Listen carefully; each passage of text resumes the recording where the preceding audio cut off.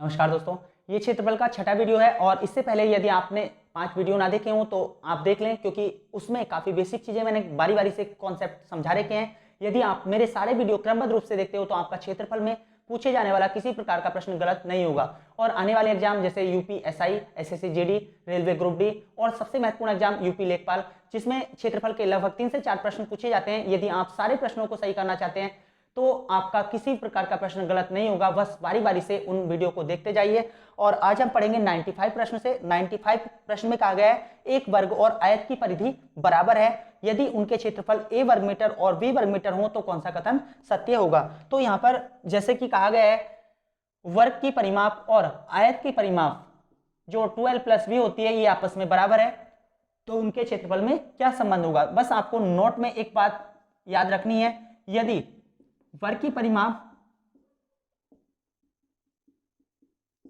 आयत की परिमाप के बराबर हो, आयत की परिमाप के बराबर हो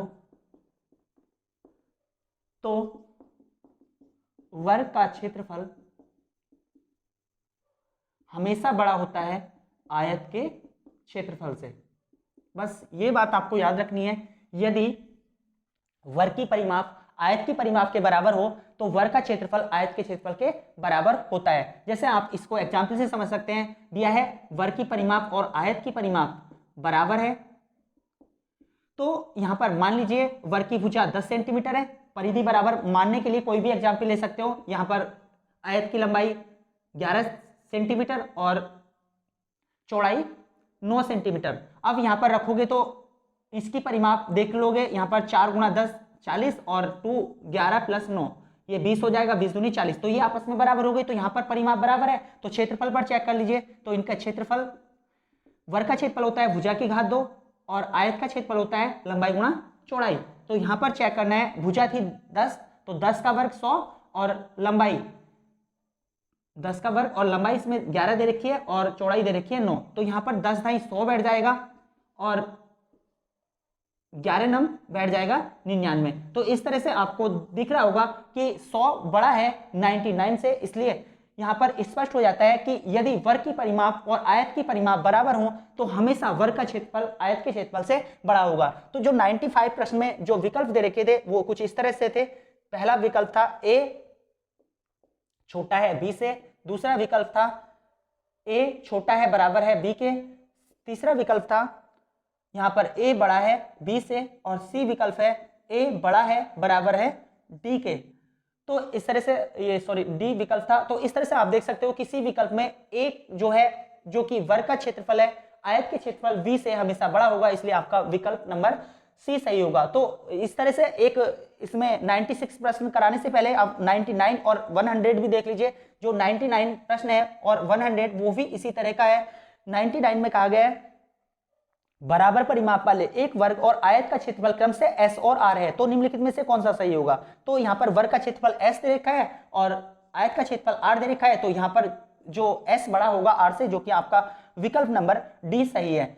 इसी तरह से 100 में एक वर्ग और एक आयत के परिमाप एक समान है और उनके क्षेत्रफल क्रम से p तथा q है, तो इसमें भी यही कंडीशन होगी, p बड़ा होगा q से, क्योंकि p वर्ग का क्षेत्रफल है और q आयत का क्षेत्रफल है, जो कि आपका ऑप्शन नंबर है c। इस तरह से आप इस प्रकार के सारे प्रश्न सॉल्व कर लोगे और सारे एसएससी में पूछे गए प्रश्न है। यहाँ पर एक ही प्रश्न की कॉपी बार बार की जाती है, तो बस आपको अच्छे से समझना था।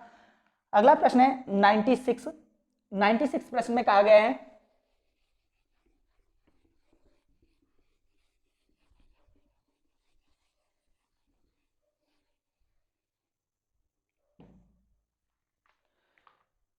में कहा गया है 8 मीटर लंबे और 6 मीटर चौड़े वर्ग मतलब फर्श को ढकने के लिए 4 डेसीमीटर वर्ग क्षेत्रफल वाली कुल कितने टाइलों की आवश्यकता होगी। तो यहाँ पर 96 प्रश्न है। अब यहाँ पर आपको एक बात याद रखनी है, जैसे इसने बोला है कि एक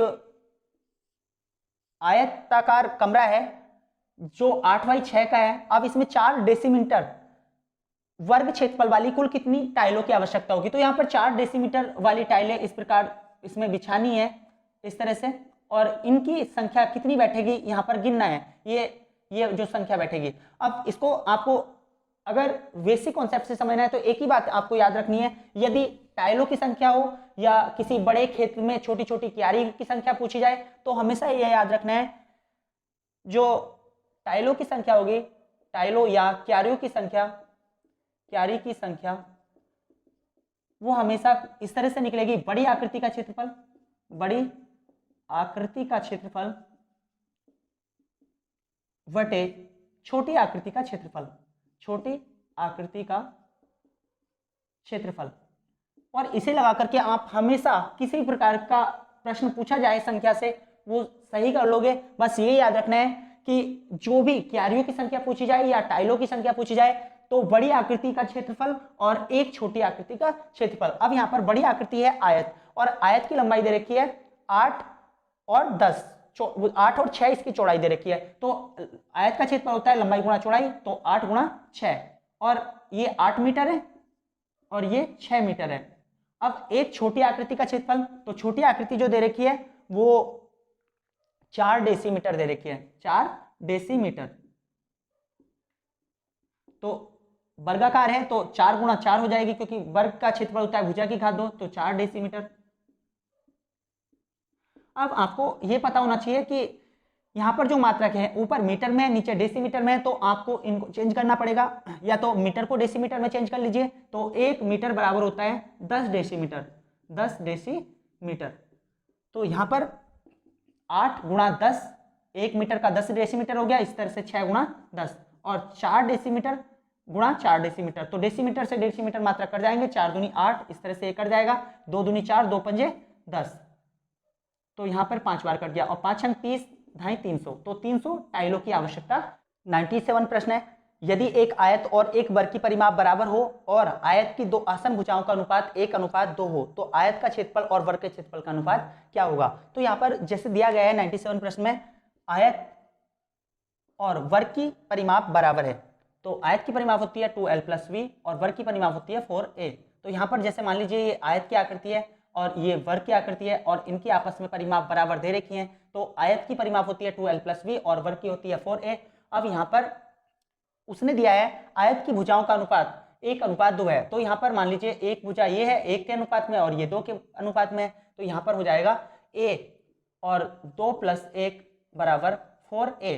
अब a जो है यहाँ पर निकल जाएगा, तो ये हो गया 3 दूनी 6 और बटे 4, तो a बराबर 3/2 आ जाएगा। तो यहाँ पर और कहा है उनके क्षेत्रफल का अनुपात। अब यहाँ पर क्षेत्रफल का अनुपात ज्ञात करना है, तो आयत का क्षेत्रफल होता है लंबाई गुणा चौड़ाई और वर्ग का क्षेत्रफल होता है भुजा की घात 2। आयत का क्षेत्रफल मतलब 2 गुणा 1 और वर्ग की भुजा होगी 3/2 का वर्ग। तो इस तरह से ऊपर हो गया 2 और नीचे हो जाएगा 3 किया 9 और बटे 2 दूनी 4, 4 ऊपर जाएगा, तो इस तरह से 8:9 इसका उत्तर हो जाएगा, जो कि आपका विकल्प नंबर है डी। उससे अगला प्रश्न है 98 में कहा गया है एक आयत ABCD के आकार का है, AB बराबर दे रखा है 22 सेंटीमीटर और BC दे रखा है 14 सेंटीमीटर। यदि उस कागज में BC व्यास वाला एक अर्धवृत्ताकार भाग अलग कर दिया जाए तो कागज का शेष क्षेत्रफल कितना रह जाएगा। तो यहाँ पर इसको समझना है, इसमें एक आयताकार कागज है और इसमें AB और CD इसकी भुजाएं हैं। AB बराबर दे रखा है 22 और BC बराबर दे रखा है 14 सेंटीमीटर। अब इसमें से BC व्यास वाला एक अर्धवृत्ताकार भाग अलग करना है, तो ये BC व्यास है और ये भाग हमें अलग करना है इससे। तो जब इसे अलग करेंगे तो अलग करने के बाद जो शेष भाग बचेगा उस भाग का हमें क्षेत्रफल ज्ञात करना है, तो ये वाला क्षेत्रफल हमें ज्ञात करना है। और यदि ये अलग हो जाता है तो यहाँ पर ये अर्धवृत्ताकार जो भाग होगा वो 14 सेंटीमीटर व्यास का होगा और R इसमें हो जाएगी 7 सेंटीमीटर, इस तरह से। और जब ये अलग होगा तो कुछ इस प्रकार की आकृति का हमें दिखाई देगा। तो इसका क्षेत्रफल ज्ञात करना है, तो हमें किस तरह से इसको ज्ञात करेंगे, हम ज्ञात करेंगे आयत का क्षेत्रफल में से हम अर्धवृत्त का क्षेत्रफल घटा देंगे। आयत का क्षेत्रफल होता है लंबाई गुणा चौड़ाई और वर्ग का क्षेत्रफल होता है वृत्त का क्षेत्रफल होता है वो भी अर्धवृत्त का πr²/2। तो इस तरह से हम इस बची आकृति का क्षेत्रफल ज्ञात कर सकते हैं। तो यहाँ पर लंबाई दे रखी है 22 और चौड़ाई दे रखी है 14 और पाई का मान होता है 22/7 और आर का मान आ गया था 7 × 7/2। तो इस तरह से यहाँ पे 7 से 7 कट जाएगा, 2 से 11 बार कट जाएगा। तो यहाँ पर इसमें से कुछ कॉमन आ रहा होगा, 11 भी कॉमन है और 7 भी कॉमन है, तो 11 × 7 कॉमन आ गया, यहाँ से बचा 11 दूनी 22 और 7 दूनी 14 माइनस यहाँ पर बचा 1, तो ये 11 सत्ते 77 और 3 यहाँ पर बचेगा, तो 3 सत्ते 21 और 3 सत्ते 21 और 2 23, तो 331 वर्ग सेंटीमीटर इसका उत्तर हो जाएगा। अगला 99 में करा चुका हूँ, 100 भी करा चुका हूँ, अब 101 देखिए। अगला प्रश्न है 101 और 101 में कहा गया है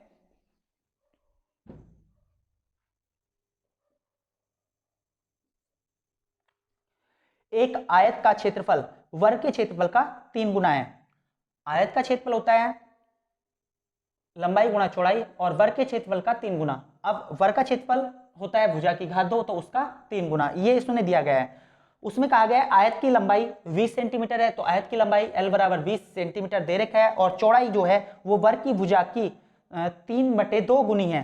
जो चौड़ाई है B वो वर्ग की भुजा होती है A और A की 3/2 गुनी है। तो यहाँ पर जो दिया गया था एक आयत का क्षेत्रफल वर्ग के क्षेत्रफल का 3 गुना था। आयत का क्षेत्रफल होता है लंबाई गुणा चौड़ाई और वर्ग का क्षेत्रफल होता है भुजा की घात 2, तो आयत का क्षेत्रफल वर्ग के क्षेत्रफल का 3 गुना है। अब इसमें लंबाई 20 दे रखी है और जो चौड़ाई है वो वर्ग की भुजा के 2/3 है, तो वर्ग की भुजा कितने सेंटीमीटर होगी? तो आप कुछ नहीं करना है, इनमें दोनों मान रख देने हैं, लंबाई और चौड़ाई। तो ये तो 20 हो गया लंबाई, और चौड़ाई का जो मान था वो था भुजा का 3/2 गुना, और यहाँ पर 3a² बराबर में दे ही रखा है, तो यहाँ पर 3a से 3a ये कट जाएगा एक, तो a बराबर बचेगा 2 से 1 10 बार कट जाएगा, a बराबर 10 सेंटीमीटर इसका उत्तर होगा।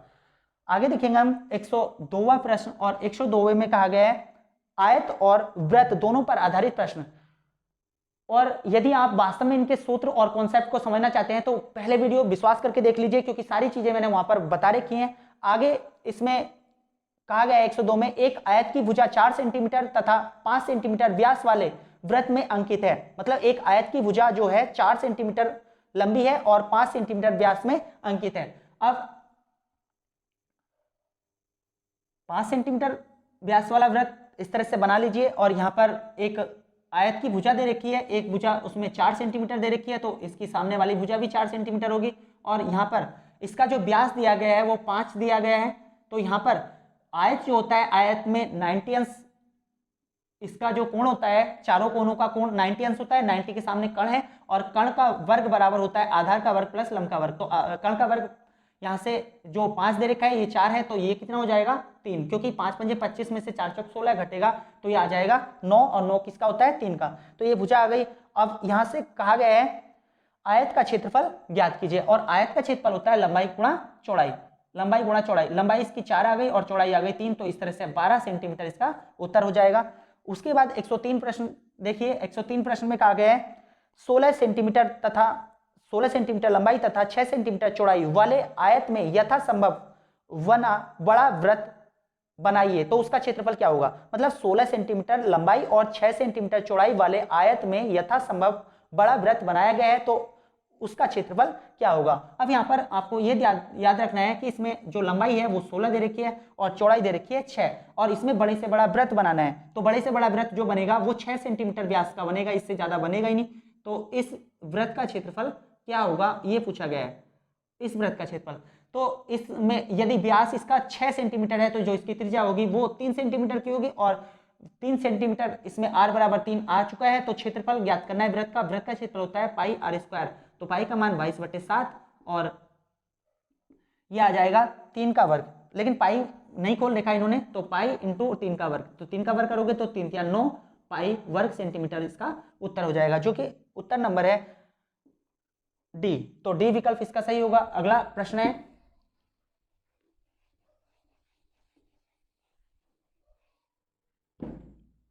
104 में कह रहा है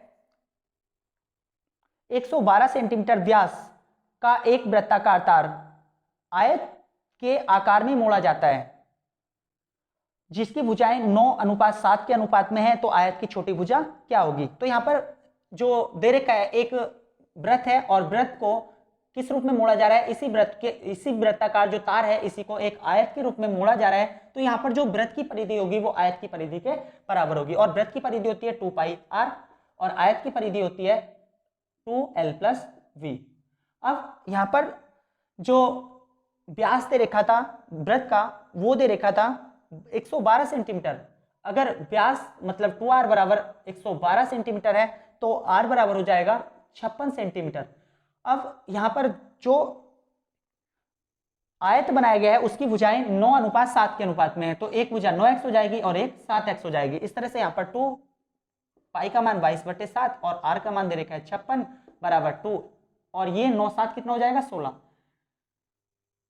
16x। इस तरह से ये कट जाएगा, 2 से 2 कट जाएगा, 7 8 56 और 8 दूनी 16 और 2 से काटोगे ये 11, तो x बराबर 11 आ गया। तो छोटी भुजा किस अनुपात में थी, छोटी भुजा वो थी 7x के अनुपात में, और x का मान आ जाएगा 11, तो आया हुआ है 11, तो 11 7 हो गया 77 सेंटीमीटर।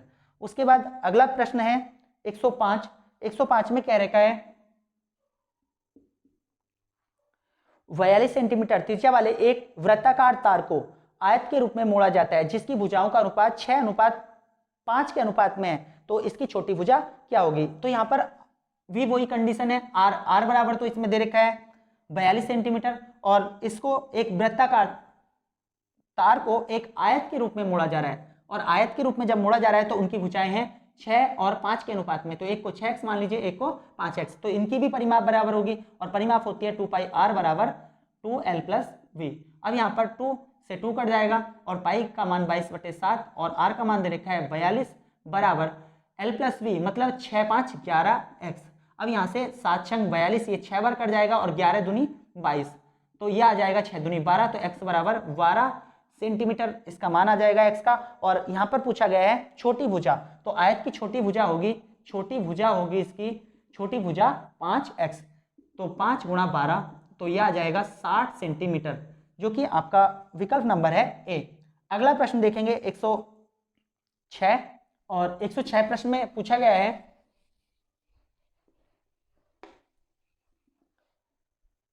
106 प्रश्न में पूछा गया है एक चतुर्भुज की ऊर्ध्वाधर भुजाएं 8 सेंटीमीटर और 6 सेंटीमीटर एक वृत्त में हैं।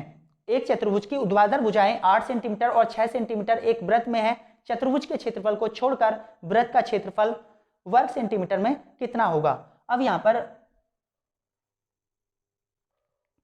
106 8 सेंटीमीटर और 6 सेंटीमीटर की जो भुजाएं हैं एक चतुर्भुज की, वो एक वृत्त के अंदर है। अब वृत्त के अंदर है तो यहां पर एक वृत्त बना लीजिए, और 8 और 6 सेंटीमीटर का अगर चतुर्भुज बन रहा है तो संभावना होगी कि क्योंकि 8 और 6 का जब वर्ग करोगे 8 8 64 6 6 36, तो ये 100 के बराबर बैठेगा, तो यहाँ पर संभावना होगी कि वो एक आयत की भुजाएं होंगी। तो इसलिए यहाँ पर जो भुजाएं दे रखी हैं वो एक 8 सेंटीमीटर, तो इसमें लंबाई दे रखी है और चौड़ाई दे रखी है 6 सेंटीमीटर की।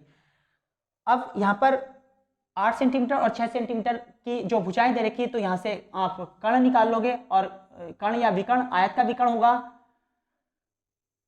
यहाँ पर 90 हो गया, 90 के सामने कर्ण, जहां 8 और 6 भुजाएं होती हैं। तो मैंने पहले वीडियो दूसरे वीडियो इन दोनों में बताया कि ये जो इसका कर्ण होगा वो 10 सेंटीमीटर का होगा, क्योंकि 8 8 64 6 6 36, ये टोटल बैठेगा 100, और 100 जो होगा वो किसका वर्गमूल होगा 10 का। तो यहाँ पर तो इस आधार पर व्यास आ जाएगा इसका 10 सेंटीमीटर, तो r बराबर इसका आ जाएगा 5 सेंटीमीटर।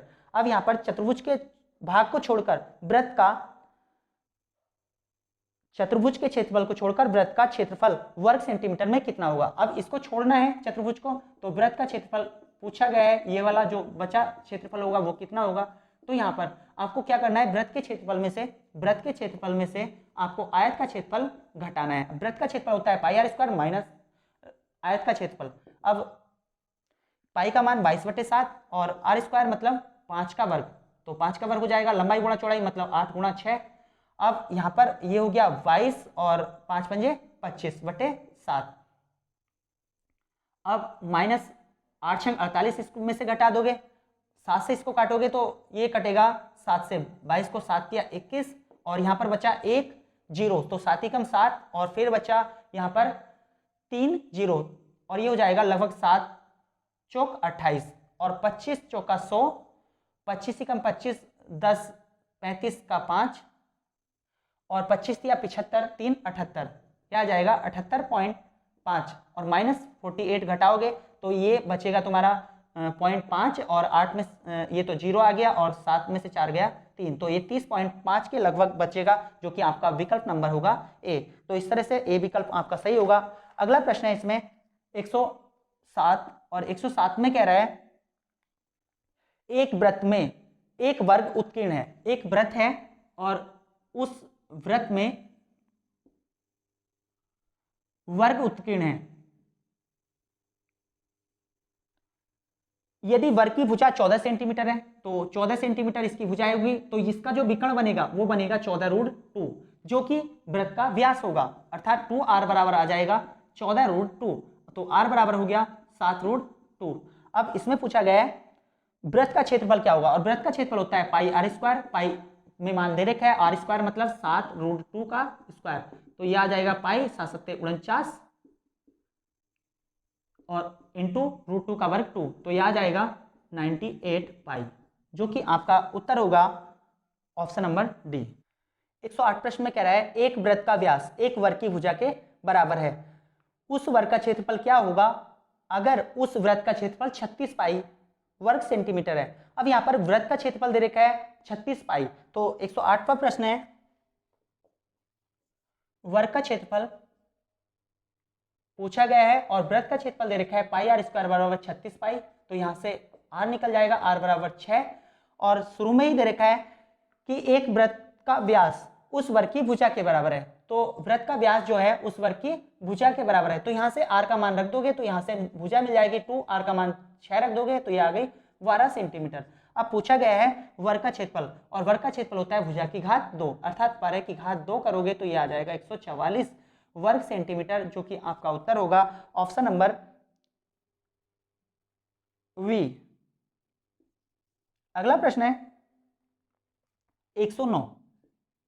109 में कह रहा है एक वर्ग में एक वृत्त उत्कीर्ण है। अब एक वर्ग है और उस वर्ग में एक वृत्त उत्कीर्ण है, तो वृत्त जो होगा वर्ग की चारों भुजाओं को छूते हुए जाएगा, क्योंकि वर्ग की चारों भुजाएं बराबर होती हैं। अब उसके बाद कह रहा है यदि उस वर्ग के विकर्ण की लंबाई 14√2 सेंटीमीटर हो, तो आपको पता होगा यदि वर्ग की भुजा a है तो उसका जो विकर्ण होगा वो a√2 होगा, और वर्ग का विकर्ण a√2 बराबर दे रखा है 14√2, तो ये √2 से √2 कट जाएगा तो a बराबर आ गया 14 सेंटीमीटर। और यहाँ पर जब a बराबर 14 आ जाएगा तो a बराबर 14 जो होगा वो क्या होगा, वृत्त का व्यास होगा, और वृत्त का व्यास होता है 2r, तो यहाँ से मिल जाएगी त्रिज्या r बराबर 7 सेंटीमीटर। अब इसमें पूछा गया है वृत्त का क्षेत्रफल क्या होगा। वृत्त का क्षेत्रफल होता है पाई r स्क्वायर, पाई का मान 22/7 और स्क्वायर मतलब 7×7, तो ये 7 से 7 कट जाएगा और 7 दूनी 14 का 4, 7 दूनी 14 और 1 15, जो कि वर्ग सेंटीमीटर इसका उत्तर होगा 154, जो कि आपका विकल्प नंबर होगा सी। अगला प्रश्न है 110। 110 में कह रहे हैं 6√2 सेंटीमीटर विकर्ण वाले वृत्त में वृत्त का क्षेत्रफल वर्ग सेंटीमीटर में क्या होगा। सॉरी, इसमें 6√2 सेंटीमीटर विकर्ण वाले वर्ग में वृत्त का क्षेत्रफल क्या होगा। अब यहाँ पर भी यही प्रश्न है, दोबारा रिपीट हुआ है लगभग। तो जैसे कि एक वर्ग है और वर्ग का एक विकर्ण है 6√2, तो वर्ग की भुजा जैसे ए होती है तो इसका विकर्ण होगा मतलब a√2, और a√2 वर्ग का विकर्ण होता है a√2 और दे रखा है उसने 6√2, तो यहाँ से वर्ग की भुजा मिल जाएगी a बराबर 6, और इसके अंदर हमें बनाना है वृत्त। तो वृत्त बनेगा इनकी चारों भुजाओं को छूते हुए। जब वृत्त बनेगा तो जो भुजा होगी वो इसका व्यास कहलाएगी, भुजा वृत्त का व्यास कहलाएगी, और वृत्त का व्यास होता है 2r, तो यहाँ से r मिल जाएगा 3 सेंटीमीटर। अब उसके बाद पूछा गया है वर्ग में वृत्त का क्षेत्रफल क्या होगा, तो इस वृत्त का क्षेत्रफल ज्ञात करना है, और वृत्त का क्षेत्रफल होता है पाई r स्क्वायर, पाई में उत्तर दे रखा है, तो पाई r स्क्वायर का मतलब 3 का स्क्वायर, तो यह आ जाएगा 3 × 9 पाई वर्ग सेंटीमीटर, जो कि आपका उत्तर होगा सी, विकल्प नंबर सी। और ए इसने एक ही दे रखा है तो देख लीजिए इसको। अब उसके बाद 111वां सवाल देखेंगे हम। 111वें सवाल में कह रहा है एक वृत्त एक वर्ग के क्षेत्रफल के समान है, एक वृत्त तथा एक वर्ग के क्षेत्रफल समान है, तो वृत्त का क्षेत्रफल वर्ग के क्षेत्रफल के समान बताया गया है, तो वर्ग की भुजा और वृत्त की त्रिज्या का अनुपात ज्ञात कीजिए। एक वृत्त और एक वर्ग का क्षेत्रफल समान है।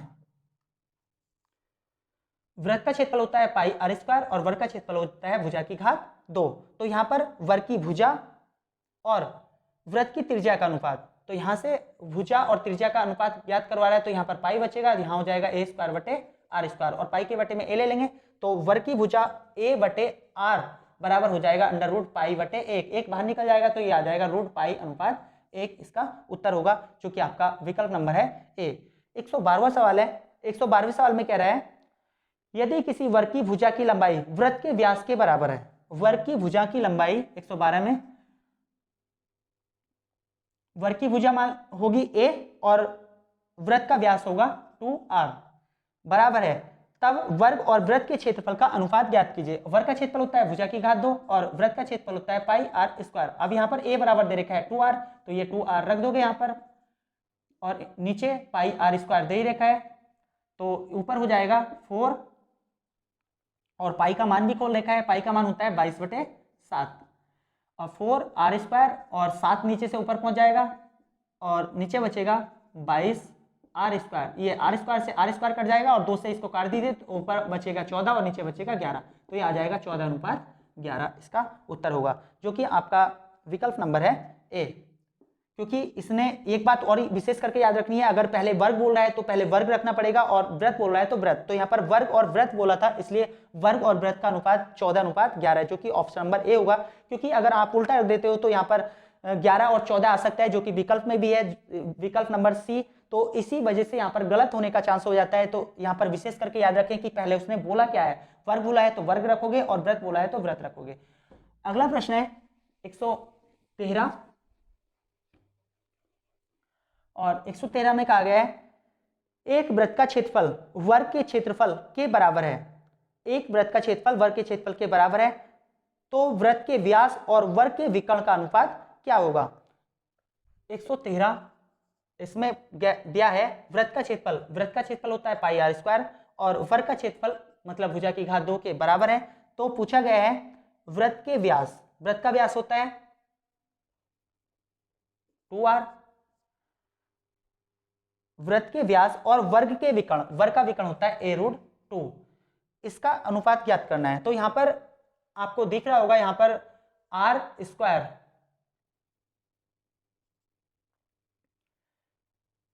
बराबर ये आ जाएगा, या भुजा निकाल लीजिए यहां से, तो भुजा बराबर हो जाएगा under root pi r square. अब यहां से आर बाहर निकल जाएगा तो आर अंडर रूट पाई, तो यहाँ पर 2 दे ही रखा है और यहाँ पर रूट आर मतलब यहाँ पर आर ऊपर है ही और भुजा की जगह रखोगे आर रूट पाई और इंटू √2, तो ये कट जाएगा आर से आर और √2 से ऊपर नीचे गुणा कर दीजिए √2 और √2। अब √2 से √2 बाहर निकल जाएगा तो इससे ये 2 कट जाएगा, तो ऊपर बचा √2 और नीचे बचा रूट पाई, जो कि आपका उत्तर होगा √2 अनुपात रूट पाई और यह है विकल्प नंबर सी। तो इसको समझ लीजिए, इसने दिया था वर्ग का क्षेत्रफल, जो वर्ग का क्षेत्रफल है वो वृत्त के क्षेत्रफल के बराबर है, तो यहाँ से मैंने वर्ग की भुजा निकाल ली और वर्ग की भुजा क्योंकि ये रूट में जाएगा, दोनों तरफ वर्ग था और जब रूट में जाएगा तो यहाँ से पाई आर स्क्वायर में से आर बाहर निकल जाएगा, पाई अंदर रह जाएगा। अब यहाँ पर पूछा है वृत्त के व्यास और वर्ग के विकर्ण, तो वृत्त का व्यास होता है 2r और वर्ग का विकर्ण होता है a√2, तो यहाँ पर 2r और नीचे भुजा का मान यहाँ पर रख देंगे तो r से r कट जाएगा और ये बचेगा 2/पाई√2। अब √2 से ऊपर नीचे गुणा कर देते हैं, क्योंकि करने का नियम होता है कि रूट में कोई संख्या नीचे नहीं छोड़ते, तो √2 से ऊपर नीचे गुणा करोगे तो ये √2 की √2 से गुणा करोगे 2 बनेगा, 2 से 2 कट जाएगा, r से r कट गया तो ऊपर बचा √2 और नीचे बचा पाई, इसलिए आपका ऑप्शन नंबर होगा सी। अगला प्रश्न है 113 के बाद 114, इसमें कह रहा है एक वर्ग की भुजा 6 सेंटीमीटर है, वर्ग की भुजा 6 सेंटीमीटर है, वर्ग के अंदर बनने वाले बड़े से बड़े वृत्त का क्षेत्रफल क्या होगा। पाई का मान 22/7 दे रखा है। तो 114 सवाल में वर्ग की भुजा, अब वर्ग ये है और इसकी भुजा दे रखी है 6, तो वर्ग की भुजा 6 है और वर्ग के अंदर बनने वाले बड़े से बड़े वृत्त, अब वर्ग के अंदर बनेगा जो बड़े से बड़ा वृत्त होगा वो इसकी चारों भुजाओं को छू करके जाएगा, तो जब वर्ग की भुजा 6 दे रखी है वही इसका क्या बनेगा, व्यास बनेगा, तो 2r बराबर 6, तो r बराबर हो गया 3 सेंटीमीटर। अब यहाँ पर वर्ग के अंदर बनने वाले बड़े से बड़े वृत्त का क्षेत्रफल, और वृत्त का क्षेत्रफल होता है पाई आर स्क्वायर, तो पाई का मान 22/7, आर स्क्वायर मतलब यहाँ पर 3 का वर्ग। तो ये हो जाएगा 22 गुणा 9/7, मतलब 9 दूनी 18 और 9 दूनी 18 और 19, 198/7 वर्ग सेंटीमीटर इसका उत्तर होगा, जो कि आपका उत्तर है ऑप्शन नंबर ए। उसके बाद 115 में कह रहा है किसी वर्गाकार भूखंड की परिमाप 35 मीटर और 15 मीटर की भुजा वाले एक आयताकार भूखंड के परिमाप के बराबर है। तो यहाँ पर जो किसी वर्गाकार भूखंड की परिमाप 35 मीटर और 15 मीटर की भुजा वाले आयताकार भूखंड के परिमाप के बराबर है, तो वर्गाकार भूखंड की भुजा की लंबाई ज्ञात कीजिए। 115। अब यहाँ पर बीच में ही इन्होंने आयत का सवाल दे दिया है, क्योंकि इसमें कहा गया है किसी वर्गाकार भूखंड की जो परिमाप है, परिमाप 35 और 15 मीटर भुजा वाले आयताकार भूखंड के परिमाप के बराबर है। तो यहां पर वर्ग की परिमाप होती है 4a और आयताकार भूखंड की परिमाप होती है 2l + v। अब l की जगह इसमें 35 दे रखा है और 15 ये रख दोगे, तो यहाँ पर 4a बराबर 2 और 35 15 ये हो जाएगा 50। तो 50 दूनी 100 हो जाएगा, तो a बराबर काट दोगे यहाँ पर 25 बार ये कट जाएगा। तो यहाँ पर कहा गया है कि वर्गाकार भूखंड की भुजा की लंबाई ज्ञात कीजिए। तो भुजा आ गई यहाँ पर 25 वर्ग सेंटीमीटर। 116वें सवाल में कह रहा है एक वर्ग के अंतःवृत्त और परिवृत्त के क्षेत्रफल का अनुपात। तो आपको पता होगा वर्ग के जो परिवृत्त के क्षेत्रफल का अनुपात होता है वो अंतःवृत्त के क्षेत्रफल का 2 गुना होता है। इसको अच्छे से समझ लीजिए। 116वां सवाल है वर्ग के परिवृत्त का क्षेत्रफल, परिवृत्त का क्षेत्रफल जो होता है वो अंतःवृत्त के क्षेत्रफल का, अंतःवृत्त के क्षेत्रफल का 2 गुना होता है। तो यहां से पता चल जाएगा कि वर्ग के अंतःवृत्त का जो परिवृत्त का क्षेत्रफल है वो अंतःवृत्त के क्षेत्रफल का 2 गुना है। तो इसे लिखोगे अंतःवृत्त का क्षेत्रफल और परिवृत्त का क्षेत्रफल। तो यहाँ पर अंतःवृत्त के सामने कोई संख्या नहीं है, तो इसका अनुपात होगा 1 और परिवृत्त के सामने 2, तो 1:2। तो इस तरह से अंतःवृत्त और परिवृत्त के क्षेत्रफल का अनुपात 1:2 होता है। कई परीक्षाओं में ये प्रश्न इसी तरह से पूछा गया है कि वर्ग के अंतःवृत्त और परिवृत्त के क्षेत्रफल का अनुपात क्या होगा, तो वो होता है 1 और 2। या इसका उल्टा पूछा जा सकता है वर्ग के परिवृत्त और अंतःवृत्त, परिवृत्त और अंतःवृत्त के क्षेत्रफल का, अंतःवृत्त के क्षेत्रफल का अनुपात क्या होगा। तो ये हो जाएगा परिवृत्त का 2 हो जाएगा और अंतःवृत्त का 1। तो इस तरह से प्रश्न पूछा जा सकता है। अब इसका बेसिक कॉन्सेप्ट समझ लेते हैं किस तरह से आता है ये। तो जैसे कि ये कोई वर्ग है और वर्ग की भुजा मैंने मान ली a और इसमें कोई एक अंतःवृत्त खींचा जाए। अब आपको पता होगा कि जो इसके अंदर बड़े से बड़ा वृत्त बन रहा है वो इसकी भुजा के बराबर है और भुजा के बराबर है, तो इसकी जो त्रिज्या हो जाएगी 2r1, मतलब जो इसका व्यास हो जाएगा वो भुजा के बराबर हो जाएगा। तो इसकी त्रिज्या r1 मैंने मान ली और इसका व्यास जो होगा वो इसकी भुजा के बराबर होगा वर्ग की। तो यहाँ पर त्रिज्या बन जाएगी r1 बराबर a/2। अब यहाँ पर आपको एक बात और पता होगा, जब a भुजा ये है, a भुजा ये है, तो इसका जो विकर्ण होगा, जो इसका विकर्ण होगा वो a√2 हो जाएगा। अब परिवृत्त जो होता है वो इसके बाहर बार छू करके जाएगा इस तरह से। तो जब तो परिवृत्त, अब इसका जो विकर्ण बनेगा वो परिवृत्त का व्यास बन जाएगा, जो विकर्ण होगा वर्ग का वो परिवृत्त का व्यास हो जाएगा। तो परिवृत्त की त्रिज्या मान लो r2 है, तो यहाँ पर 2r2 मतलब इसका परिवृत्त का व्यास जो होगा वो विकर्ण के बराबर होगा, अर्थात विकर्ण हो गया a√2। तो यहाँ से r2 निकल जाएगा a√2/2। अब यहाँ पर r2 बराबर तो आ गया। अब पूछा गया है वर्ग के अंतःवृत्त और परिवृत्त के क्षेत्रफल का अनुपात, और अंतःवृत्त होता है πr1² और परिवृत्त है πr2²। यहाँ से पाई से पाई कट जाएगा। अब r1 का मान कितना है, r1 का मान जो आया था a/2 का वर्ग और जो r2 का मान आया वो आया a√2/2 का वर्ग। अब यहाँ से जब इसको सॉल्व करोगे तो यहाँ से a²/4 आ जाएगा और इधर a²/4 और इधर √2 का a, तो a²/4 इंटू √2 का, तो 2 बाहर निकल जाएगा। इस तरह से ये कर जाएगा, ये आ गया 1:2। तो इसी तरह से आप बेसिक कॉन्सेप्ट से इसको समझ सकते हो। उसके बाद 117 सवाल में कह रहा है 8 सेंटीमीटर त्रिज्या वाले वृत्त के भीतर एक वर्ग बनाया गया। सबसे पहले 8 सेंटीमीटर, 117 सवाल है, 8 सेंटीमीटर त्रिज्या वाला एक वृत्त बनाया गया और इसके अंदर एक वर्ग बनाया गया है इस तरह से। अब यहां पर एक बात याद रखनी है, अगर 8 सेंटीमीटर त्रिज्या वाला एक आर तो दे रखा है इसमें 8 सेंटीमीटर जो, और इसके अंदर एक वर्ग बनाया गया है। अब आपको ये याद रखना है, यदि इसकी भुजा ए है और इसकी भुजा ए है तो इसका जो विकर्ण होगा वो a√2 होगा, और इसका विकर्ण वृत्त का व्यास बनेगा। तो व्यास 2r बराबर विकर्ण जो बनेगा वर्ग का वो a√2 होगा, क्योंकि भुजा ए है तो इसका विकर्ण होगा a√2 और ये इसका व्यास होगा। तो व्यास बराबर अब ये 8 दूनी 16 हो जाएगा, तो a बराबर a√2 बराबर हो जाएगा 16, तो a बराबर आ जाएगा 16/√2। अब यहाँ पर पूछा गया है वर्ग का क्षेत्रफल ज्ञात करना है, तो वर्ग का क्षेत्रफल होता है भुजा की घात 2 अर्थात 16/√2 की घात 2। तो यहाँ से 16 × 16 और बटे √2 का वर्ग करोगे 2, तो 2 × 8 = 16 और 16 × 8 = 128 इसका उत्तर हो जाएगा, जो कि आपका विकल्प नंबर होगा सी।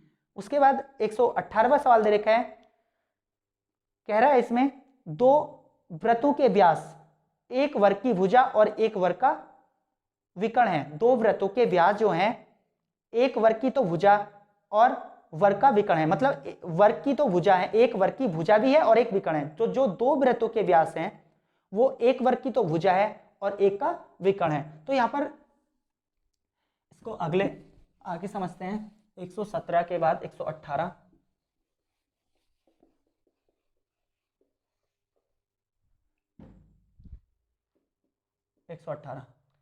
इसमें बोला है दो वृत्तों के व्यास। अब यहां पर एक वृत्त ये है, दो वृत्तों के व्यास एक वर्ग की तो भुजा है। अब एक वर्ग तो इसके अंदर कोई अंतःवृत्त बनेगा,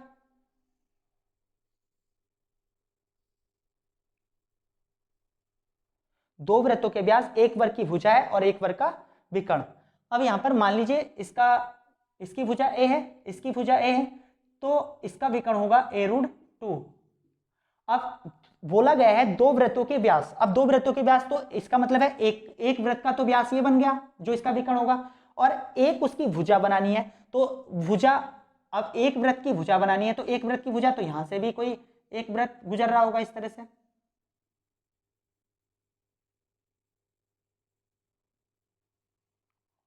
इस तरह से तो एक तो भुजा व्यास बनेगी और एक विकर्ण व्यास बनेगा।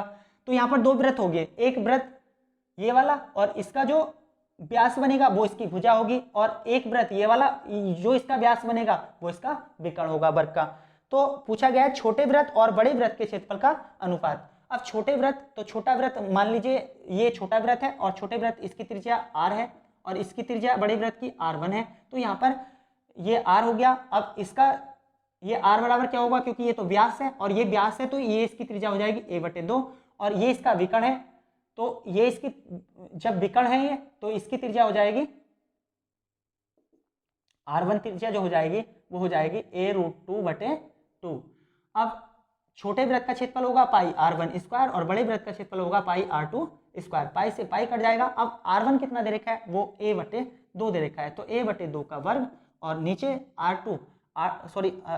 r1, तो इसको मैंने चलो इसको r1 मान लीजिए, इसको r2 मान लीजिए। तो यहाँ पर ये r1 का स्क्वायर और ये r2 का स्क्वायर, तो छोटे वृत्त का क्षेत्रफल तो ये हो गया क्योंकि इसकी त्रिज्या a/2 है, और इसका हो जाएगा a√2/2 का वर्ग। अब यहाँ से a²/4 और नीचे a²/4 और √2 का वर्ग करोगे तो खाली 2 बाहर निकल जाएगा, 1 कट जाएगा, तो ये आ गया 1:2। तो इस तरह से आपका उत्तर होगा ऑप्शन नंबर ए। इसको थोड़ा सा रिपीट करके अच्छे से समझ लीजिए क्योंकि अच्छा प्रश्न है। 119 और 119 में कह रहा है एक वर्ग के अंतःवृत्त और परिवृत्त के क्षेत्रफल का अनुपात क्या होगा। तो अंतःवृत्त और परिवृत्त तो मैंने बताया था अभी थोड़ी देर पहले, अंतःवृत्त और परिवृत्त के क्षेत्रफल का अनुपात होता है 1:2। अब उसके बाद 120वें सवाल में कह रहा है एक वर्ग के विकर्ण की लंबाई 8 सेंटीमीटर है, एक वर्ग के विकर्ण की लंबाई 8 सेंटीमीटर है, उस वर्ग के परिगत का मतलब होगा परिवृत्त करते हुए वृत्त खींचा गया, उस वृत्त तथा उस वर्ग के बीच के क्षेत्रफल, मतलब उस वृत्त तथा उस वर्ग के बीच के क्षेत्रफल कितने सेंटीमीटर होगा। अब यहां पर एक क्षेत्रफल दे रखा है, एक वर्ग है और एक वर्ग का विकर्ण जो दे रखा है वो 8 दे रखा है। अब मान लो वर्ग की भुजा a है तो इसका विकर्ण होगा a√2 और a√2 होगा, और ये दे रखा है उसने 8, a√2 बराबर 8, तो a बराबर जो वर्ग की भुजा आ जाएगी वो 8/√2 आ जाएगी। अब इसमें कह रहा है कि उस वर्ग के परिगत, परिगत मतलब चारों ओर, तो चारों ओर से जाएगा परिगत इस तरह से, तो परिगत मतलब परिवृत्त, तो वृत्त तथा उस वर्ग के बीच के क्षेत्रफल होगा, तो मतलब ये वृत्त हो गया और वृत्त और वर्ग के बीच का जो क्षेत्रफल होगा वो ये वाला होगा। तो आपको क्या करना पड़ेगा, वृत्त के क्षेत्रफल में से इस वर्ग का क्षेत्रफल घटाना पड़ेगा। इसको अच्छे से समझ लीजिए, एक वर्ग के विकर्ण जो दे रखा है वो 8 दे रखा है, तो मान लीजिए वर्ग की भुजा a थी, तो विकर्ण कितना हो जाएगा इसका a√2, और a√2 बराबर दे रखा 8, तो वर्ग की जो भुजा मिल जाएगी वो 8/√2 मिल जाएगी, और जो वर्ग का विकर्ण होगा वो वृत्त का व्यास होगा, और वृत्त का व्यास जब ये बन जाएगा तो इससे त्रिज्या मिल जाएगी r बराबर 4, क्योंकि व्यास 8 है तो त्रिज्या हो जाएगी। अब ये कह रहा है उस वर्ग के परिग्रत करते हुए एक वृत्त खींचा गया और तदनुसार उस वृत्त तथा वर्ग के बीच का क्षेत्रफल, मतलब वृत्त और वर्ग के बीच का जो क्षेत्रफल, तो ये वाला जो क्षेत्रफल जो बचेगा उसका अनुपात, तो यहाँ पर वृत्त का क्षेत्रफल में से क्या करोगे, यहाँ पर वृत्त के क्षेत्रफल में से वर्ग का क्षेत्रफल घटा देंगे, यहाँ पर वर्ग का क्षेत्रफल, ये बीच वाला भाग मिल जाएगा। तो पाई का मान तो हो गया 22/7 और r² मतलब 4 का स्क्वायर, ये आ जाएगा 16 माइनस a²। अब a² कितना होगा यहाँ पर, तो 8×8 = 64/2, 64/2, तो ये कट जाएगा 32 बार, और यहाँ से 16 कॉमन आ रहा है तो 16 कॉमन ले लोगे, यहाँ से 22 और /7 माइनस 16 दूनी 32, यहाँ पर 2 आ रहा था तो इस तरह से, तो ये हो गया 16 और गुणा 7 दूनी 14, 22 में से 14 गया तो ये बचेगा 8/7, तो 16×8 = 128/7 आ जाएगा, यहाँ से 7 दूनी 14 तो 6 2 8, 16×8 = 128/7 आ जाएगा, जो कि अब 7 से भाग दीजिए तो 7 ही कम 7, यहाँ पर बचेगा 5 और 8 7 8 56, तो 18 सही 2/7 इसका उत्तर होगा, जो कि आपका विकल्प नंबर होगा V। अगला प्रश्न है 120, ये 120 ही था, और अब देखेंगे 121 में कह रहा है एक वर्ग जिसके विकर्ण की लंबाई 12√2 सेंटीमीटर है के अंतर्वृत्त मतलब अंतर्गत एक वृत्त बनाया गया, तो वर्ग का विकर्ण दे रखा है, वर्ग का विकर्ण 121वें सवाल में, जैसे ये वर्ग है और इस वर्ग का विकर्ण दे रखा है ये, और विकर्ण दे रखा है 12√2। अब वर्ग का विकर्ण होता है a√2, यदि भुजा a हो तो विकर्ण होता है a√2, और ये दे रखा है 12√2, तो यहाँ से वर्ग की भुजा मिल जाएगी a बराबर 12। अब कह रहा है कि अंतर्गत एक वृत्त बनाया गया, तो इसके अंतर्गत एक वृत्त बनाया गया, जो वृत्त जो होगा वो चारों भुजाओं को स्पर्श करते हुए जाएगा इस तरह से। अब उस वृत्त के अंतर्गत एक समबाहु त्रिभुज बनाया गया है, इस वृत्त के अंतर्गत एक समबाहु त्रिभुज बनाया गया है। समबाहु त्रिभुज होता है जिसकी तीनों भुजाएं बराबर हों, इस तरह से समबाहु त्रिभुज बनाया गया है, तो उस त्रिभुज की भुजा की लंबाई क्या होगी। अब यहाँ पर ये याद रखना है कि एक नोट पॉइंट है, आपको विशेष करके इसको याद ही रखना है, वर्ग के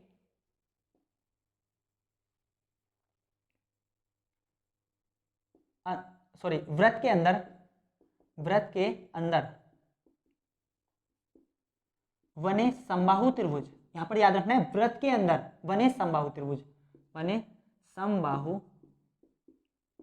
त्रिभुज का या त्रिभुज की जो भुजा होती है वो हमेशा त्रिज्या का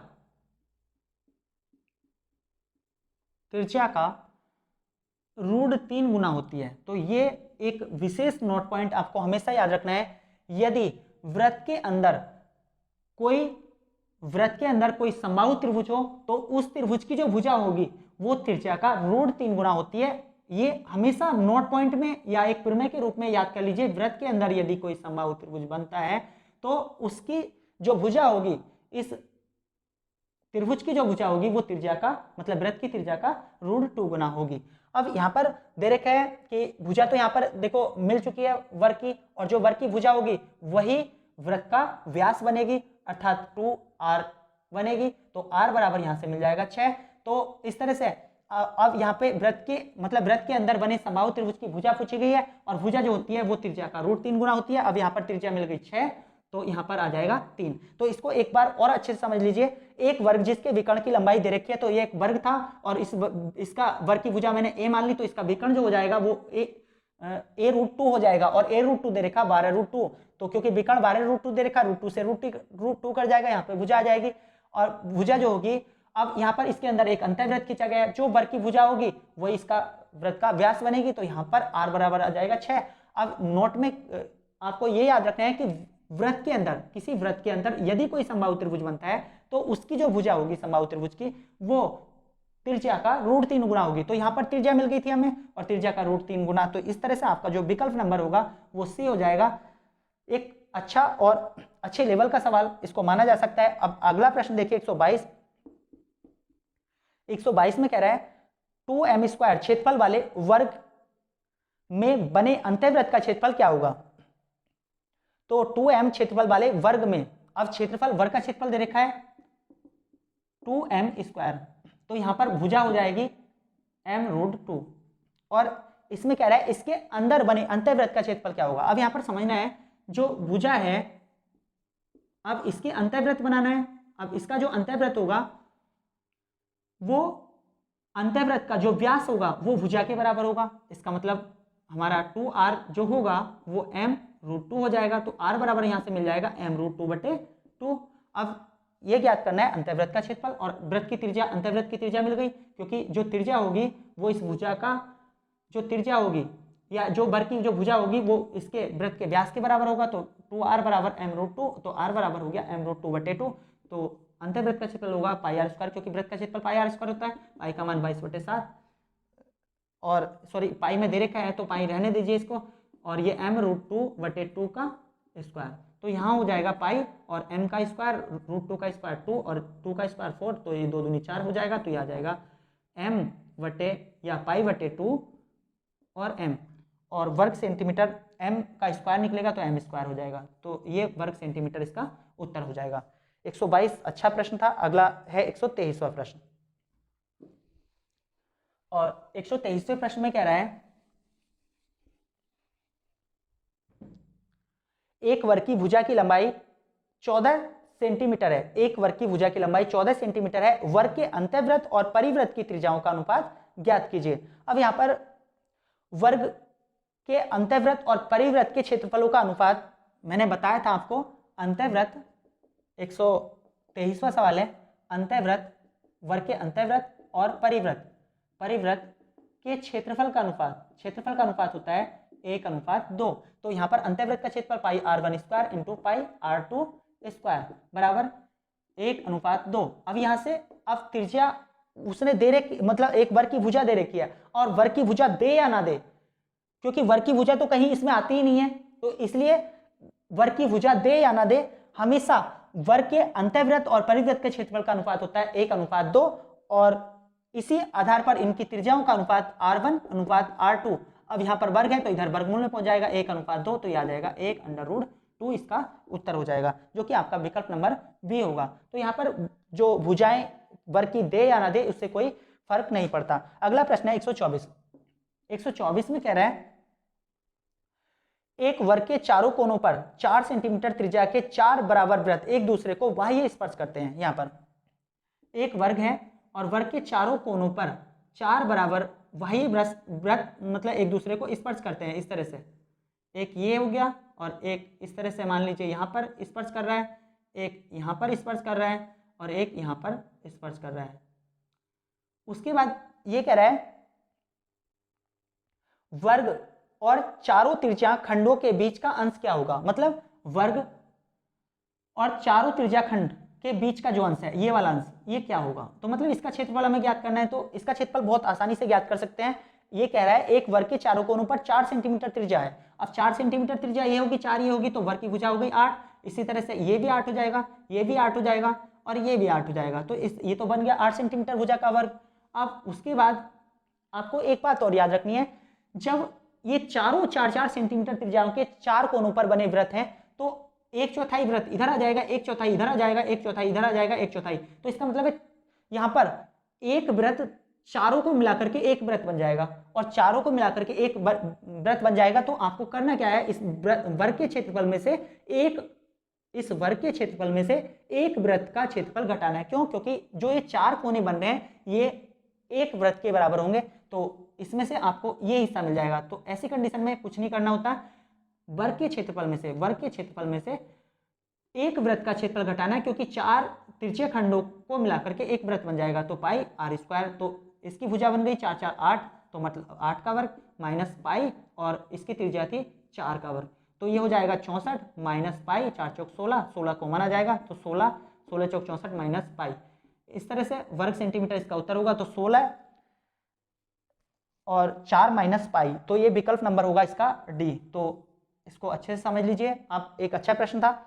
आगे दे रखा है 125वां प्रश्न, और 125वें प्रश्न को फिर रिपीट किया है, एक वर्ग के अंतर्वृत्त और परित्रिज्या का अनुपात क्या होगा। तो आपको बताया था अंतर्वृत्त और परित्रिज्या का अनुपात होता है 1:2, तो आपका जो विकल्प नंबर होगा वो सी होगा। और ये प्रश्न था 126वां सवाल है, दो वृत्त, एक परिवृत्त और एक अन्य वर्ग के अंतर्वृत्त के क्षेत्रफल का अंतर 77 वर्ग सेंटीमीटर है, तो वर्ग का क्षेत्रफल बताइए। तो यहाँ पर एक बात याद रखनी है, 126वें सवाल में जो काफी महत्वपूर्ण सवाल है, एक वर्ग दे रखा है और वर्ग का अंतर्वृत्त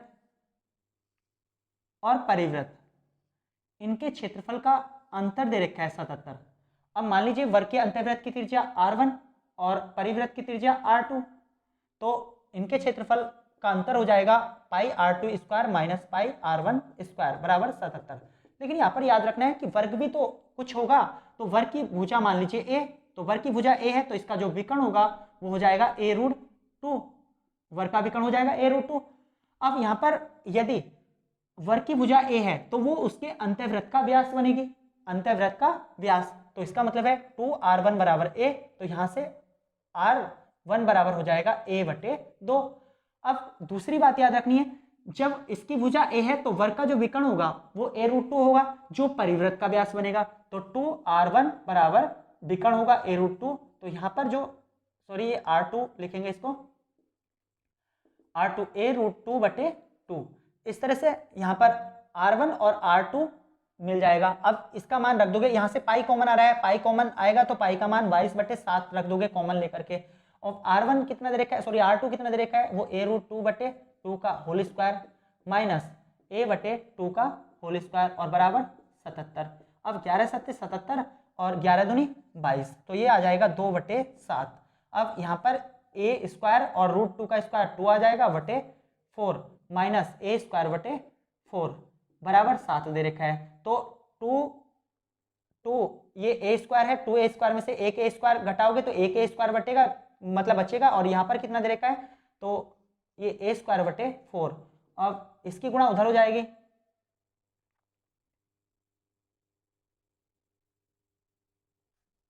यहाँ पर 2/7 और इंटू ये दे रखा था a स्क्वायर बटे 4 बचेगा, यहाँ पर ये 7, तो 2 दूनी ये आ जाएगा 4 और 7 दूनी 14 और 14 सत्ते 98, तो a स्क्वायर बराबर आ गया 98। और पूछ रहा है वर्ग का क्षेत्रफल, और वर्ग का क्षेत्रफल होता है भुजा की घात 2। अब भुजा की घात 2 मतलब a स्क्वायर बराबर 98 आ ही चुका है, तो इसलिए इसका उत्तर होगा 98, जो कि आपका विकल्प नंबर होगा सी। अब उसके बाद आगे कह रहा है 127 में कह रहा है एक वृत्त के अंतर्गत एक वर्ग की भुजा की लंबाई, एक वृत्त के अंतर्गत एक वर्ग की भुजा की लंबाई a√2 है। अब यहाँ पर एक वृत्त है और वृत्त के अंतर्गत एक वर्ग बनाया गया है, और उस वर्ग की भुजा की लंबाई दे रखी है a√2। अब a√2 ये दे रखी है, तो यहाँ पर जो इसका विकर्ण होगा, और विकर्ण होता है, विकर्ण वर्ग का जो विकर्ण होता है वो भुजा का √2 गुना होता है। अब भुजा दे रखी है a√2, तो यहाँ पर √2 की गुणा फार्मूले से कर दोगे, फार्मूले के √2 से, तो ये आ जाएगा 2a। अब जो इसका विकर्ण होगा, जो इसका विकर्ण आ गया वो 2a आ गया। अब इसका विकर्ण ही इसका व्यास बनेगा वृत्त का, तो वृत्त का व्यास होता है 2r, तो r बराबर यहाँ से मिल जाएगा a। अब इसमें जो पूछ रहा है वो पूछ रहा है वृत्त की परिधि, अब वृत्त की परिधि होती है 2πr। अब यहाँ पर 2π का मान, अब r का मान रखोगे, r तो इसमें a है, तो इसलिए 2πa इसका उत्तर होगा, जो कि आपका उत्तर है ए, विकल्प नंबर ए। अब उसके बाद 128वां प्रश्न देखेंगे। 128वें प्रश्न में कह रहा है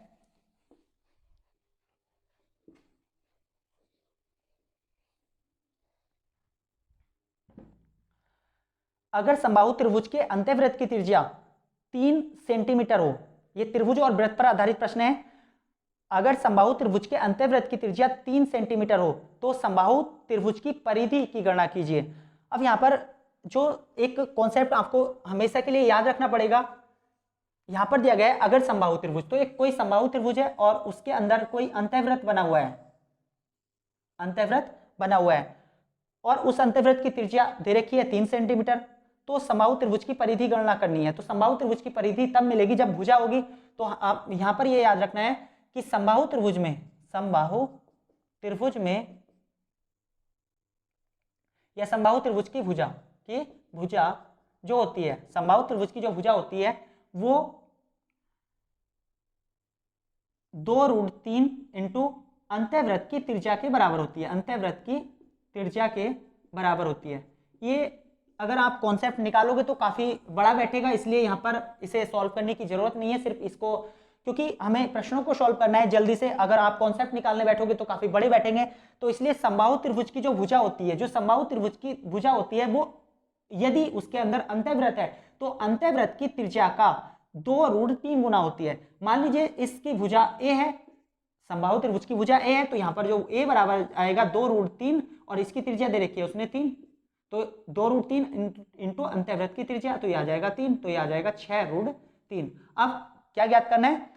समबाहु त्रिभुज की परिधि, और समबाहु त्रिभुज की परिधि होती है 3a, क्योंकि परिधि जो होती है वो सभी भुजाओं का योग, तो a। अब 3a हो गया, 3a का मान है इसमें 6√3, तो ये हो गया 6 18√3, जो कि आपका विकल्प नंबर होगा डी। तो इस तरह से आप इसे आसानी से ज्ञात कर सकते हो, लेकिन आपको थोड़ा सा ये याद रखना पड़ेगा, समबाहु त्रिभुज की भुजा जो होती है वो अंतःवृत्त की त्रिज्या का 2/√3 गुना होती है। अगला प्रश्न है 129 में कहा है एक वृत्त की परिधि एक समबाहु त्रिभुज की परिधि के बराबर है। एक वृत्त की परिधि 129वें सवाल में बोला है समबाहु त्रिभुज की परिधि के बराबर है। अब वृत्त की परिधि होती है 2πr और समबाहु त्रिभुज की परिधि होती है 3a। अब फिर कह रहा है यदि उस वृत्त की त्रिज्या 7 सेंटीमीटर है तो समबाहु त्रिभुज की भुजा की लंबाई ज्ञात कीजिए। तो यहाँ पर 2 और 2 ये 22/7 हो जाएगा पाई का मान, और r दे रखा है उसने 7 सेंटीमीटर, क्योंकि वृत्त की त्रिज्या 7 सेंटीमीटर है, और इंटू 3a, तो 7 से 7 कट जाएगा। अब यह आ जाएगा a बराबर 22×66/3। अब यहाँ पर पूछा गया है तो समबाहु त्रिभुज की भुजा की लंबाई कितनी होगी, तो यही आ गया 66/3। इसमें शायद कोई मिस्टेक हुई है। एक वृत्त की परिधि एक समभुज त्रिभुज की परिधि के बराबर है। वृत्त की परिधि होती है 2π और समभुज त्रिभुज की परिधि मतलब 3a, और वृत्त की त्रिज्या इसमें 7 दे रखी है, तो 22 दूनी 44, सॉरी ये 44 आ जाएगा, 22 दूनी 44। तो इस तरह से आपका उत्तर होगा विकल्प नंबर बी। उसके बाद 130वें सवाल में कह रहा है एक वृत्त की परिधि एक समबाहु त्रिभुज की परिमाप के बराबर है। वृत्त की त्रिज्या 14 सेंटीमीटर है, तो त्रिभुज की भुजा की लंबाई ज्ञात कीजिए। अब यहाँ पर भी सेम उसी तरह का सवाल है। वृत्त की परिधि होती है 2πr और समबाहु त्रिभुज की परिमाप होती है 3a। अब 2π का मान 22/7 और r दे रखा है इसने 14 सेंटीमीटर बराबर 3a, तो ये कट जाएगा 7 दूनी 14 दो बार। अब 22 चौक 88/3 इसका भुजा आ जाएगी 88/3 सेंटीमीटर, जो कि आपका विकल्प नंबर बी सही होगा। अगला प्रश्न है एक समकोण त्रिभुज इसके परिवृत्त की त्रिज्या 3 सेंटीमीटर है। एक समकोण त्रिभुज इसके परिवृत्त की त्रिज्या 3 सेंटीमीटर है और परिवृत्त शिरोबिंदु से कर्ण की ओर खींचे गए शीर्ष की लंबाई 2 सेंटीमीटर है, तो त्रिभुज का क्षेत्रफल क्या होगा। तो इसको आगे करते हैं।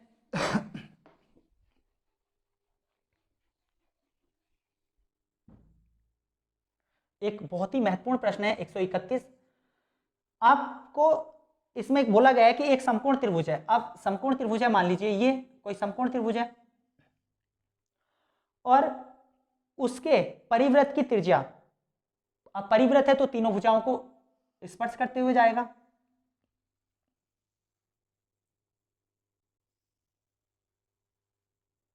परिवृत्त की त्रिज्या जो दे रखी है वो r बराबर 3 सेंटीमीटर दे रखी है, और विपरीत शिरोण बिंदु मतलब शिरोबिंदु से कर्ण की ओर खींचे गए शीर्ष की लंबाई 2 सेंटीमीटर है। तो यहां से ये कर्ण होगा, वो सॉरी 90 होगा, और शीर्ष से कर्ण पर मतलब 90 के सामने कर्ण होगा, तो यहां पर आपको एक लंब गिराना है, और जब लंब गिराओगे तो ये लंब 2 सेंटीमीटर का दे रखा है। ये लंब 2 सेंटीमीटर का दे रखा है। अब यहाँ पर एक बात याद रखनी है, यदि इसकी त्रिज्या 3 है और तो ये जो इसका व्यास बनेगा, क्योंकि अर्धवृत्त में स्थित कोण समकोण होता है। यहाँ पर इसको समझ लीजिए, इसको अगर मैं इसको इस तरह से बनाया होता कि ये समकोण होता, यहाँ पर 90 होता और ये कोई त्रिभुज होता, अब मैं इसको इस पर परिवृत्त बनाता तो ये परिवृत्त कुछ इस तरह से दिखता और यहाँ पर आपको दिखाई देता कि ये जो त्रिभुज है, ये जो त्रिभुज बना हुआ है वो अर्धवृत्त हिस्से में बना हुआ है। क्योंकि एक प्रमेय होती है जो हाई स्कूल में पढ़ते हैं, इसको नोट कर लीजिए, अर्धवृत्त में स्थित कोण, अर्धवृत्त में स्थित कोण समकोण होता है, समकोण होता है। अगर ये अर्धवृत्त में स्थित समकोण होगा तो ये जो कण बनेगा, ये कण इसका व्यास बनेगा और इसकी त्रिज्या 3 दे रखी है तो इसका व्यास हो जाएगा 6 सेंटीमीटर। और जब व्यास 6 सेंटीमीटर और शीर्ष बिंदु से लंब गिरा रखा है और जो ये लंब दे रखा है वो है 2 सेंटीमीटर, तो इसका क्षेत्रफल ज्ञात करना है त्रिभुज का। तो त्रिभुज का क्षेत्रफल होगा, त्रिभुज का क्षेत्रफल बराबर 1/2 आधार गुणा लंब। अब आधार तो इसका 6 बन जाएगा और लंब हो जाएगा 2, तो इस तरह से ये आ जाएगा 6 वर्ग सेंटीमीटर, इसका उत्तर होगा जो कि आपका विकल्प नंबर सी होगा। इसको एक बार अच्छे से समझ लीजिए, जिसमें कहा गया एक समकोण त्रिभुज जिसके परिवृत्त की त्रिज्या 3 सेंटीमीटर है और विपरीत शिरोबिंदु से, मतलब शीर्ष से, शिरोबिंदु से कर्ण की ओर खींचे गए शीर्ष लंब की लंबाई 2 सेंटीमीटर है, तो त्रिभुज का क्षेत्रफल ज्ञात कीजिए। अब यहाँ पर मैंने कोई त्रिभुज लिया था और इस त्रिभुज से एक परिवृत्त खींचा और इस परिवृत्त की त्रिज्या 3 सेंटीमीटर दी गई थी। अब यहाँ पर ये समकोण था तो 90, अब 90 से लंब गिराओगे और इस लंब की लंबाई दे रखी है 2 सेंटीमीटर। बस आपको एक कॉन्सेप्ट ये याद रखना था कि अर्धवृत्त में स्थित जो कोण होता है वो समकोण होता है। तो अगर अर्धवृत्त में स्थित कोण समकोण होता है तो ये जो भुजा बनेगी इसकी कर्ण, तो ये इसका व्यास बन जाएगा वृत्त का, और ये व्यास बन जाएगा तो ये त्रिज्या 3 थी तो इसका व्यास हो जाएगा 6। अब ये इसका आधार मान लीजिए, ये इसका शीर्ष लंब मान लीजिए, तो त्रिभुज का जो क्षेत्रफल होगा 1/2 आधार गुणा लंब। या इस आकृति में समझोगे तो इस आकृति में यहाँ पर मैंने एक इस तरह से ये समकोण लिया और समकोण से एक वृत्त खींच दिया, और जो समकोण में अगर कोई वृत्त बन रहा है, अर्धवृत्त में स्थित कोण समकोण होता है इस वाली प्रमेय से, तो ये इसका व्यास कहलाएगा और इसका व्यास जब त्रिज्या 3 है तो व्यास हो जाएगा 6 और लंब दे रखा है इसमें 2, तो इसलिए त्रिभुज का क्षेत्रफल 1/2 आधार गुणा लंब होगा। उसके बाद अगला प्रश्न दे रखा है 132वां, और 132वें सवाल में कह रहा है 6 मीटर त्रिज्या वाले अर्धवृत्त में बनाए जा सकने वाला सबसे बड़ा त्रिभुज का क्षेत्रफल कितना होगा। मतलब 6 मीटर त्रिज्या वाले अर्धवृत्त में, अब 6 मीटर त्रिज्या वाला अर्धवृत्त है, इस तरह से एक अर्धवृत्त है जिसकी त्रिज्या दे रखी है 6 सेंटीमीटर। ये 132वां सवाल है। अब r बराबर 6 सेंटीमीटर, तो इसका व्यास कितना हो जाएगा, अर्धवृत्त में ये व्यास हो जाएगा 12 सेंटीमीटर। अब आपको पता है इसमें बनाया जा सकने वाला बड़े से बड़ा वृत्त। अब लेकिन एक बात याद रखनी है, अर्धवृत्त में स्थित कोण समकोण होता है, ये बात तो सही है, लेकिन अर्धवृत्त में कितने समकोण बनाए जा सकते हैं, तो यहाँ पर इसको समझ लीजिए। जैसे ये अर्धवृत्त है तो अर्धवृत्त में अगर ये कोण बन रहा है ये भी समकोण होगा, ये कोण बन रहा है ये भी समकोण होगा, ये बन रहा है तो ये भी समकोण होगा, ये बन रहा है तो ये भी समकोण होगा, ये बनेगा तो ये भी समकोण होगा। तो इस तरह से हर बिंदु पर समकोण बनाए जा सकते हैं। तो अर्धवृत्त में अनंत समकोण बनाए जा सकते हैं और जो इसके शीर्ष बिंदु पर होगा वो समकोण सबसे बड़ा त्रिभुज बनाएगा। अब सबसे बड़ा त्रिभुज बनाएगा तो यहाँ पर ये वाला हिस्सा और ये वाला हिस्से को यदि मिला दें तो ये इसका त्रिज्या कहलाएगी, और यहाँ पर 6 दे रखा है, ये भी 6 दे रखा है, ये भी 6 हो जाएगा, तो ये टोटल 12 हो जाएगा और ये इसकी त्रिज्या 6 हो जाएगी। तो इस तरह से यही इसका शीर्ष लंब भी होगा जो कि केंद्र पर डलेगा, तो ये भी 6 हो गया और ये 12 हो गया। तो यहाँ पर क्या पूछा गया है, इसके अंदर बने बड़े से बड़े वृत्त का बड़े से बने त्रिभुज का क्षेत्रफल क्या होगा, और त्रिभुज का क्षेत्रफल होगा, त्रिभुज का क्षेत्रफल 1/2 आधार गुणा लंब। आधार 12 दे रखा है और लंब 6 दे रखा है, तो यहाँ पर 6 जो निकाला गया है किस तरह से, क्योंकि यहाँ पे बड़े से बड़ा जो वृत्त बनेगा वो उसके शीर्ष पर बनेगा, और शीर्ष पर बनेगा तो यहाँ पर जो, क्योंकि इसकी त्रिज्या 6 है तो यहाँ से यहाँ तक भी तो त्रिज्या कहलाएगी, तो ये भी त्रिज्या हो गई और ये इसका व्यास बन जाएगा, तो ये आधार मान लो और ये लंब, तो ये 12 और ये 6, 2 छंग 12, तो इस तरह से 6 छंग 36 वर्ग सेंटीमीटर इसका उत्तर हो जाएगा, जो कि आपका विकल्प नंबर होगा। 133वां सवाल है, इसमें कह रहा है किसी वृत्ताकार मैदान का क्षेत्रफल किसी त्रिभुज, ऐसे त्रिभुजाकार मैदान जिसकी भुजाएं 400 और 420 और 580 मीटर के क्षेत्रफल का 73.1/3% के लगभग बराबर है, वृत्ताकार मैदान की परिधि कितनी होगी। अब यहाँ पर परिधि ज्ञात करनी है। अब कहा गया है कि वृत्त का जो क्षेत्रफल है, वृत्त का क्षेत्रफल बराबर त्रिभुज के क्षेत्रफल का 73 सही 1/3% के बराबर है। अब यहाँ पर त्रिभुज की भुजाएं दे रखी हैं 400, 420 और 580 मीटर। अब यहाँ पर ये जो त्रिभुज का क्षेत्रफल है, उस त्रिभुज के क्षेत्रफल को यदि ज्ञात करना है तो ये पता करना होगा कि ये जो भुजाएं दे रखी हैं किस प्रकार के त्रिभुज की हैं। तो मैंने पहले वीडियो और दूसरे वीडियो में ये बातें बताई थी। यदि त्रिभुज की भुजाएं दे रखी हो तो उसकी प्रकृति को थोड़ा सा जांच लीजिए, और यदि उसकी भुजा काट करके देख लेते हो तो समकोण त्रिभुज का भी पता चल जाता है। तो यहाँ पर जैसे 0 से 0 ये कट जाएंगे तीनों भुजाएं, और 2 से और काट लीजिए, 2 से 20 बार, और ये 21 बार, और ये 29 बार। और मैंने पहले वीडियो और दूसरे वीडियो दोनों वीडियो में ये बताया था, यदि 20, 21 और 29 भुजा का कोई त्रिभुज बनता है तो वो समकोण त्रिभुज होगा, क्योंकि जहां जहां पर 20, 21 और 29 की भुजा या इसके गुणज की कोई भुजा बन रही है तो वहां पर समकोण त्रिभुज बनता है। तो वृत्त का क्षेत्रफल जो दे रखा है वो होता है पाई आर स्क्वायर, और त्रिभुज का क्षेत्रफल 1/2 आधार गुणा लंब।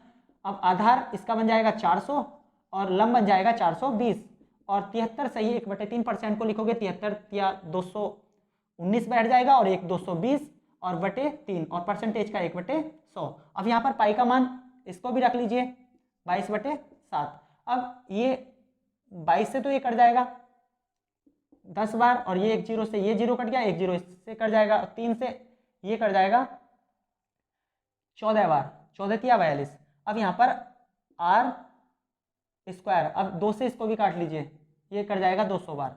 तो आर बराबर 200 गुणा 14, और ये जाएगा 7 ऊपर। तो इस तरह से आर स्क्वायर बराबर, अब यहाँ पर ये 2 गुणा 100 और 2 गुणा 7 गुणा 7, तो आर बराबर निकल जाएगा 2 100 का 10, और ये आ जाएगा 7। तो 10 7 दूनी 14 मतलब 140 सेंटीमीटर इसकी त्रिज्या आ गई। अब पूछ रहा है परिमाप, तो परिधि होती है 2 पाई आर। 2 पाई का मान 22/7, तो 2 22/7 और इंटू आर मतलब 140। ये 7 दूनी 14 कट जाएगा, तो 22 दूनी 44, 44 दूनी 88 मतलब 880 880 सेंटीमीटर इसका उत्तर होगा। और ये वीडियो मैं यहीं पे समाप्त करता हूं क्योंकि ज़्यादा बड़ा वीडियो हो जाएगा। यदि वीडियो पसंद आए तो लाइक करें, शेयर करें, और कमेंट्स भी कर दिया करें, क्योंकि कमेंट्स आप करते हो तो सुझाव देते हो, उससे मोटिवेशन मिलता है। धन्यवाद।